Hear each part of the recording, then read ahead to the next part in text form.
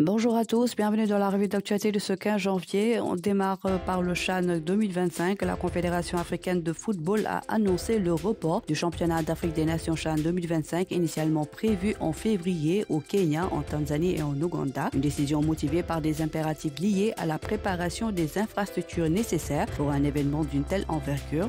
Dans un communiqué officiel, la CAF a salué les progrès réalisés par les trois pays hôtes dans la construction et la modernisation des infrastructures, stades, terrains d'entraînement, hôtels, hôpitaux et autres installations indispensables. Cependant, les experts techniques et en infrastructure ont jugé que davantage de temps était nécessaire pour atteindre les standards requis. Mercato, Ligue 2, Sadibou Sané dans le viseur de Saint-Etienne. Bien que les négociations n'aient pas encore avancé, le club stéphanois garde l'espoir de parvenir à un accord pour ce renfort défensif. Le dossier est donc toujours en suspens et il reste à voir si les discussions entre les deux clubs se concrétiseront dans les prochaines semaines.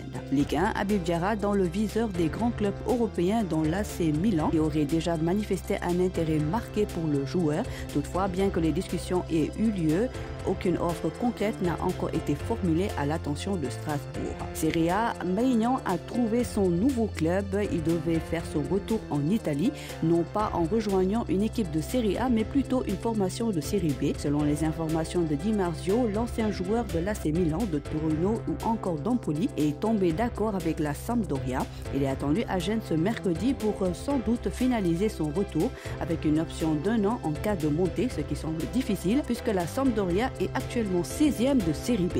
Résultat foot, Premier League, Chelsea sauve le nul face à Bournemouth 2-2, Jackson passeur décisif. Coupe de France, Lamine Camara sous loupe, Dievan Diouf et Reims élimine Monaco. Dominateur mais maladroit, les Monégasques sont tombés à Reims mardi soir en 16e de finale de la Coupe de France par un tir au but 3-1. Afrique, Rigobert Song, l'ancien capitaine emblématique des Lions indomptables du Cameroun, a été nommé sélectionneur de l'équipe nationale de la République centrafricaine. L'annonce officielle a été faite lundi 13 janvier 2025.